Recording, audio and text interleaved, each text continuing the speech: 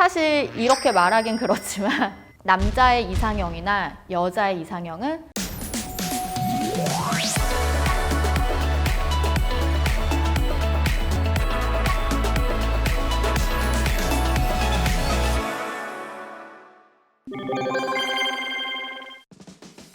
다시 오르가즘을 못 느끼면 불감증인 거예요? 그렇죠.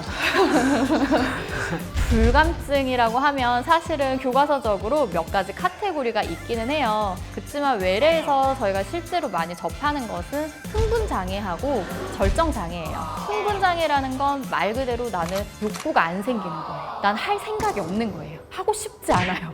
남자가 오는 게 싫어요. 왜 와? 왜 오는 거야?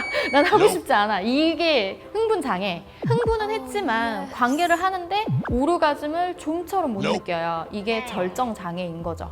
흥분장애인 경우는 심리적인 요인도 굉장히 크고요. 또 다른 문제 중에 하나는 신경 문제가 있어서 통증이 어마어마하게 생기는 분들이 있어요.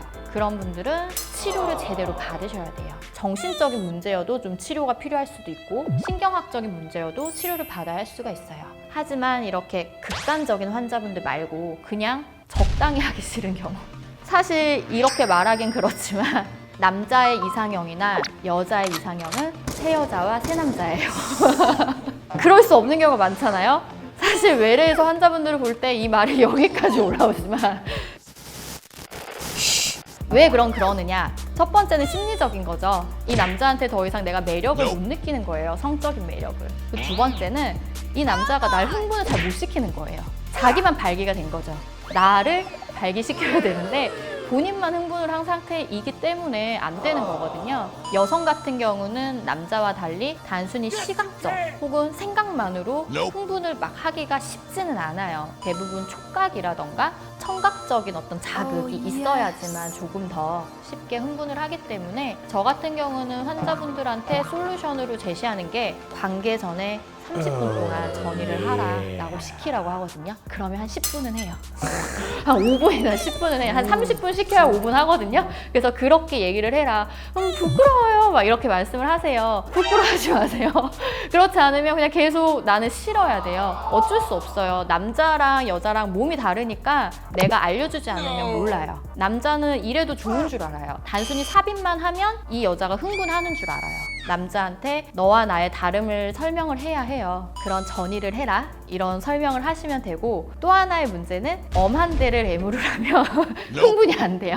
어느 부위를 애무를 해야 하는지에 대해서 조금 더 알려주면 되는데 좀 강한 자극보다는 신경 다발이기 때문에 센시티브한 그런 자극이 조금 더 흥분에 도움은 되거든요.